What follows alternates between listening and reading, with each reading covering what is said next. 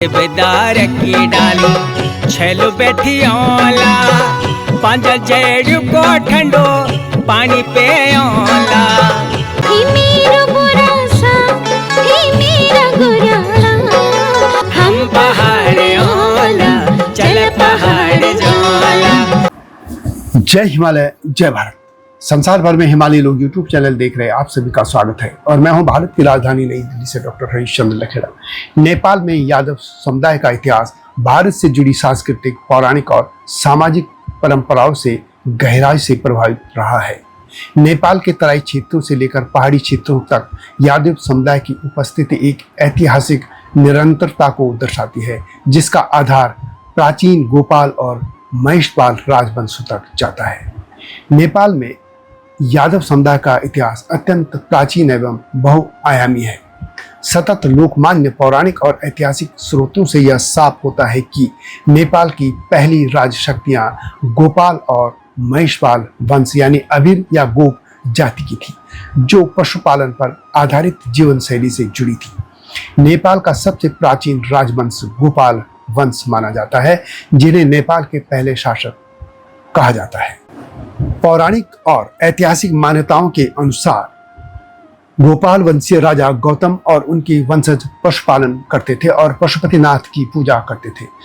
ये लोग स्वयं को गोपाल या ग्वाला कहते थे, जो यादव समुदाय की एक प्रमुख पहचान है। बाद में गोपालों की महिषपाल वंश ने जगह ली थी।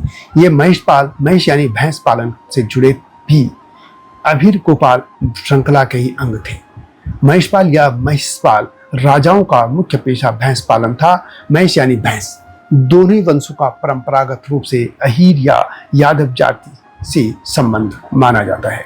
ये वंश संभवतः भारत से नेपाल में प्रवासित हुए पशुपालकों के समूह थे, जिन्होंने स्थानीय राजनीति और समाज में अपना स्थान बनाया था।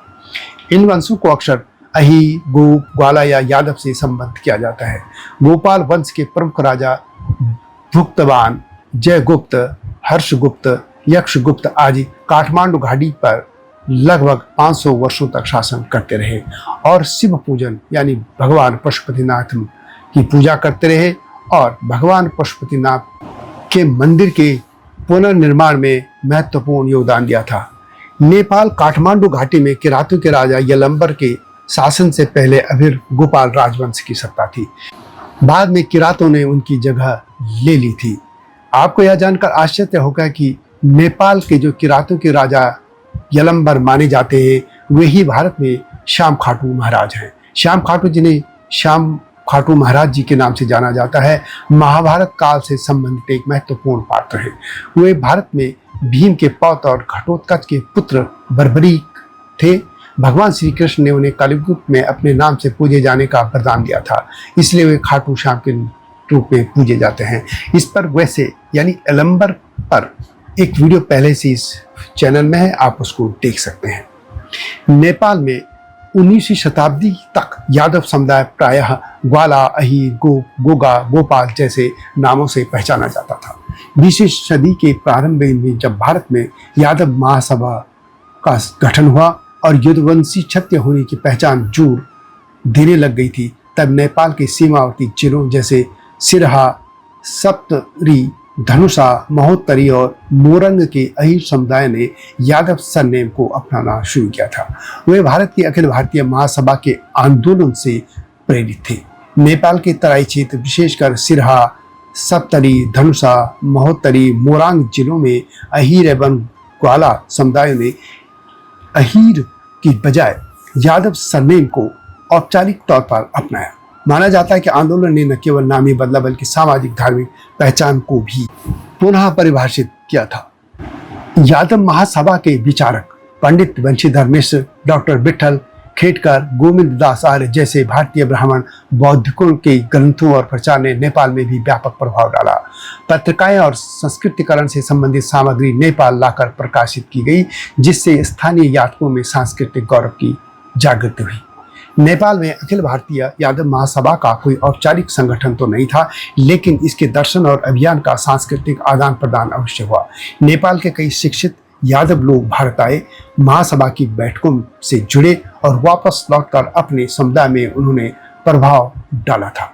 पत्र पत्रिकाएं नेपाल में पढ़ी जाने लगी थी, जिससे गतिशीलता और राजनीतिक आत्मचेतना आई। यानी जिन पत्रिकाओं में यादव आंदोलन को लेकर लिखा जाता था। नेपाल में यादव समुदाय परंपरागत रूप से पशुपालन और कृषि से जुड़ा है। आज नेपाल के तराई क्षेत्रों में यादव समुदाय एक सामाजिक और राजनीतिक और सांस्कृतिक रूप से सक्रिय वर्ग है। वे नेपाल की राजनीति में भी प्रतिनिधित्व करते हैं। कई सांसद, नेता और सामाजिक कार्यकर्ता इस समुदाय से आते हैं। नेपाल की मधेसी राजनीति में यादवों की महत्वपूर्ण भूमिका है। मधेसी आंदोलन से जुड़ी यादव राजनीतिक पार्टियां और कई सांसद, नेता इसी समुदाय से आते हैं। डॉक्टर रामवरण यादव जो नेपाल के पहले राष्ट्रपति बने, उन्होंने यादव पहचान को राष्ट्रीय से लेकर अंतर्राष्ट्रीय मंच तक पहचान दी।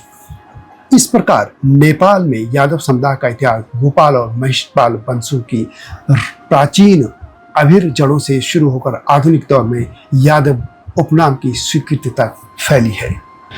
नेपाल में भी यादव समुदाय की संरचना भारत की तरह विविध है, जहां आंतरिक उपभेद जैसे घोसी, अही, नंदवंशी, कमलिया और संभावित रूप से महिषासुर वंशी देखे जाते हैं। नेपाल के तराई क्षेत्र जैसे सप्तरी, सिरहा, धनुषा, मतोहरी, रोहतट आदि में बसने वाले यादवों में अहीर तथा अहीर वर्ण यादव प्रमुख हैं, जो परंपरागत रूप से पशुपालन, दूध व्यापार और कृषि से जुड़े हैं। घोषी यादव विशेष रूप से भारत के उत्तर प्रदेश, बिहार से आकर बसे वर्ग हैं, जो खुद को यदुवंशी क्षत्रिय मानते हैं। मिथिला क्षेत्र में कुछ यादव नंदवंशी कहलाते हैं, जो नंद बाबा को अपना पूर्वज मानते हैं और धार्मिक संस्कारों को प्रमुखता देते हैं। कमलिया यादव नामक उपसमूह भारत में तो बड़ी संख्या में है, पर नेपाल में यह पहचान सीमित है। हालांकि कुछ लोग कमल यादव उपनाम से पहचान अपनी रखते हैं। महिषासुर वंशी जैसी पहचान नेपाल में स्पष्ट नहीं है, किंतु पहाड़ी क्षेत्रों में कुछ लोक कथाओं में इनका संबंध मिलता है। हाल के वर्षों में नेपाल यादव महासंघ जैसे संगठनों ने इन उपभेदों को पृष्ठभूमि में रखकर एक एकीकृत यादव पहचान को बढ़ावा दिया है, जिससे सामाजिक और संगठन और आत्मगौरव को नई दिशा मिली है। तो यह थी नेपाल के यादवों की गाथा। वैसे नेपाल के राजवंशों में यादव राजवंशों को लेकर पहले ही एक वीडियो इस चैनल में है, आप उसको देख सकते हैं। यह वीडियो कैसे लगी कमेंट में अवश्य लिखें। आपको यदि मेरी वीडियो पसंद आती है तो शेयर भी कीजिए, लाइक भी कीजिए और चैनल को सब्सक्राइब करना न भूलना।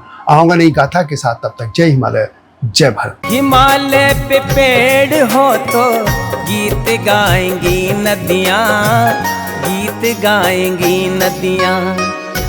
पेड़ों पे चिड़िया है तो गीत गाएंगी नदियाँ, पेड़ों पे चिड़िया है तो गीत गाएंगी नदियाँ। माँ की लोरी जैसे होते हैं नदियों के गीत,